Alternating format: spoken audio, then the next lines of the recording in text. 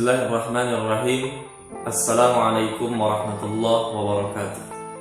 Alhamdulillah wa syukurillah, fa inna la hawla wa la quwwata illa billah. Allahumma salli ala Muhammad wa ala alihi wa sahbihi ajma'in. Rabbi a'udzu bika min hamazati syayatin wa a'udzu bika rabbi an yahturun. Shadaqallahul azim. Hadirin hadirat yang dimuliakan Allah Subhanahu wa taala,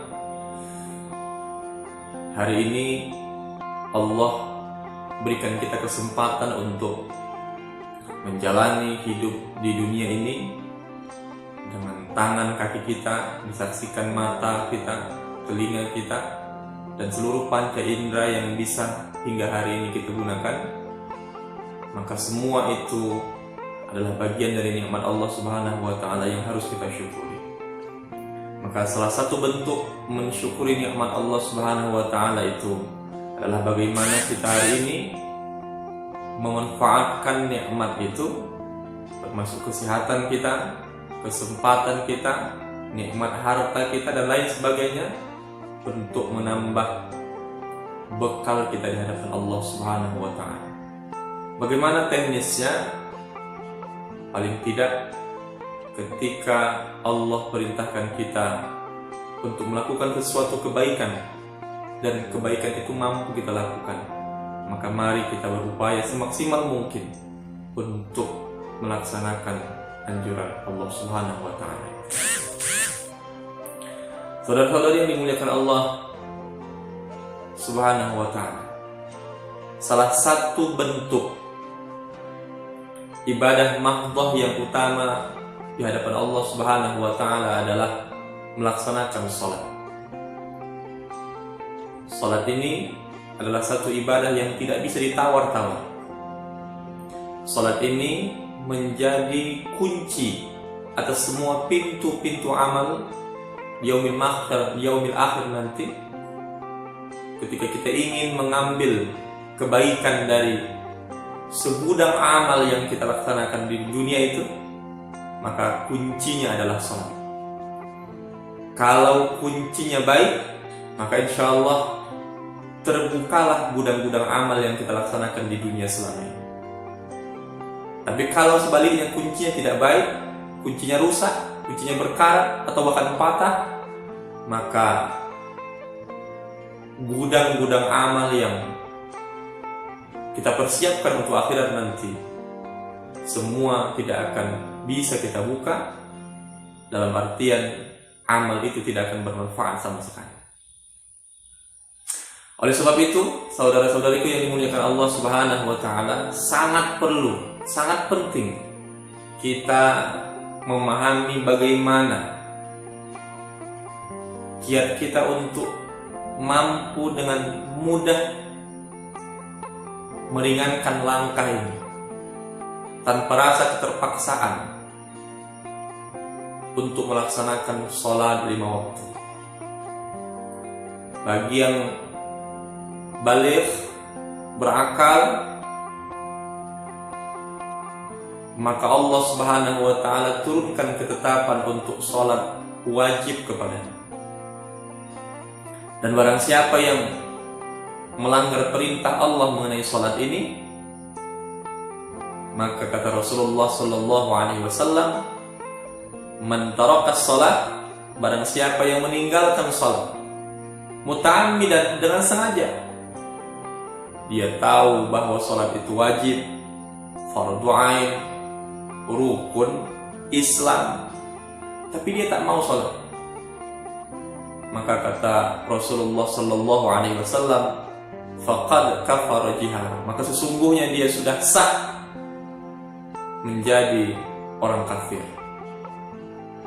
Saudara-saudari yang dimuliakan Allah Subhanahu wa taala, mudah-mudahan kita adalah ayah, bunda, orang-orang tuaku, saudara-saudariku yang istiqomah melaksanakan sholat 5 waktu. Di tengah keheningan subuh ini, kedinginan subuh ini, bahkan mungkin sebagian rintik-rintik hujan yang menemaninya, maka ketika kita melangkah menuju masjid, menuju musholla, maka semua ujian cobaan yang Allah berikan subuh ini akan Allah gantikan dengan kebaikan demi kebaikan di alam kubur kita nanti. Langkah yang menempuh perjalanan dingin menuju masjid musallah itu di subuh ini, insya Allah itu akan digantikan Allah Subhanahu wa Ta'ala dengan terangnya alam kubur kita, insya Allah.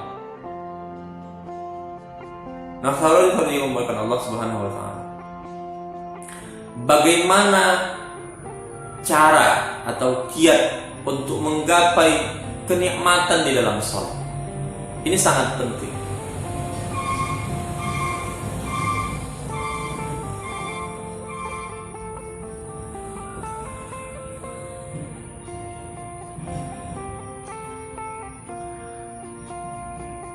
Saudara-saudariku yang dimuliakan Allah Subhanahu wa Ta'ala, bagaimana cara kita untuk menggapai nikmat di dalam sholat, atau sering kita sebut dengan istilah khusyuk. Khusyuk itu salah satu ciri-cirinya nikmat. Ketika seseorang merasa bahwa sholatnya itu bisa ia nikmati, ia bisa bercerita tentang apa yang dia alami hari ini dengan tenang, dengan nyaman. Dia merasa bebannya hilang, tercurah ketika rukuk dan sujud itu. Dia merasa bahwa begitu banyak dosa dan kesalahan yang dia bawa ketika sujud. Maka ketika ia bangkit dari sujudnya, ia merasa ringan, lapang dadanya dari sesak yang menimpa akibat dosa dan kesalahan itu. Maka inilah ciri-ciri orang yang mendapatkan kenikmatan khusyuk di dalam sholat. Lalu bagaimana upaya kita untuk menggapai nilai khusyuk itu? Saudara-saudari yang dimuliakan Allah Subhanahu wa Ta'ala, maka kata Rasulullah sallallahu alaihi wasallam kepada Utsman bin As, sahabat beliau, ada syaitan dalam bentuk jin yang spesial diberikan mandat oleh iblis, yang diberikan perintah oleh raja-raja mereka. Untuk apa? Untuk menggoda, untuk menghasut, untuk menggelincirkan kekhusyuan dan niat orang-orang yang akan melaksanakan sholat. Lalu bagaimana kita berupaya untuk menghindarkan godaan dari khanzab ini? Maka yang pertama, saudaraku yang dimuliakan Allah, mulai dari proses awal istinja yang sempurna. Nanti akan kita terangkan di babul istinja bagaimana istinja yang sempurna itu, baik bagi perempuan maupun laki-laki. Mengapa? Karena ini sangat berhubungan erat dengan kekhusyuan sholat kita nanti. Karena dari sini khanzab akan meniupkan rasa was-was dalam hati seseorang tentang apakah istinjanya sudah baik atau belum. Baik atau belum ya? Sudah pas atau tidak ya? Sudah bersih atau belum ya? Nah, ini akan menjadi masalah ketika di tengah-tengah sholat. Kalau memang ayah bunda pernah merasakan ini, saudara-saudari pernah merasakan ini, walaupun sudah diupayakan istinjanya baik, bersih, tapi tiba-tiba kadang di pertengahan sholat terpikir sudah bagus atau tidak dan segala macam, ini perbuatan khanzab dari masalah istinja. Baru yang kedua, melangkah kepada wudu, bersuci dari hadas. Ini juga harus diperhatikan. Maka pelajarilah cara wudu yang sempurna, sehingga ketika kita melaksanakan sholat, wudu itu memang benar-benar sudah kita yakini sesuai dengan apa yang disebutkan oleh Rasulullah dan para sahabat. Dan ini juga sangat berkaitan erat nantinya dengan kekhusyuan sholat kita. Kemudian yang ketiga, setelah memastikan bahwa taharah kita, bahwa wudu kita insya Allah sudah sempurna, maka yang ketiga adalah membaca beberapa surat atau doa-doa yang dianjurkan oleh Rasulullah SAW. Di antara doa itu, kalimat yang diajarkan dari Al-Quran oleh Rasulullah SAW kepada Utsman bin As sebelum memulai takbiratul ihram, maka bacakan doa A'udzubillahi minasyaitonirrajim. Rabbi, wahai Tuhanku, a'udzubika, aku berlindung kepadamu, min hamazatis syayatin, dari bisikan syaitan yang meniupkan rasa was-was di dalam hati dan pikiran kita saat sholat. Wa a'udzubika rabbi ayyahturun, dan aku berlindung kepadamu ya Allah, ayyahturun, dari datangnya, dari hadirnya syaitan yang bernama Khanzab itu kepada masing-masing diri kita ketika melaksanakan sholat. Rabbi a'udzubika min hamazatis syayatin wa a'udzubika rabbi ayyahdurun. Pasang niat dalam hati. Ingat, niat itu berbeda dengan lafaz niat. Kalaupun ada yang melafazkan usolli fardhu, usolli itu silahkan, asalkan jangan difahami bahwa ketika melafazkan usolli itu adalah niat, itu lafaz niat. Beda niat, beda lafaz niat. Niat itu di dalam hati. Innal kalama fil fuad, itu niat. Niat itu yang ada gerak di dalam hati kita, itu niat. Wa inna ma ju'ila lisanu 'alal fuadi dalila.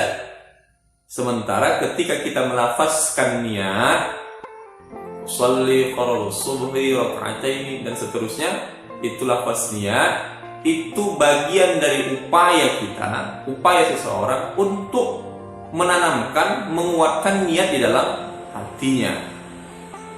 Wa inna ma ju'ila, dan dijadikan lisan itu 'alal fuadi dalila, kepada hati, untuk sebagai penguat menanamkan niat itu di dalam hati kita masing-masing. Maka setelah membacakan doa ini, iringkan, pasang niat di dalam hati, kemudian iringkan dia dengan takbiratul ihram, Allahu Akbar, sampai bersedekap. Maka di sanalah ditanamkan niat. Dari ketika mengangkat takbir Allahu Akbar, niatkan di dalam hati, sampai akbar, bersedekap, selesai niat kita tanamkan dalam hati. Insyaallah niat itu akan dikunci dengan takbiratul ihram kita sampai kepada nanti selesai sholat, yakni salam. Ini upaya zahir sebelum melaksanakan sholat untuk menggapai nilai khusyuk, agar dijauhkan Allah Subhanahu wa taala dari gangguan-gangguan rasa was-was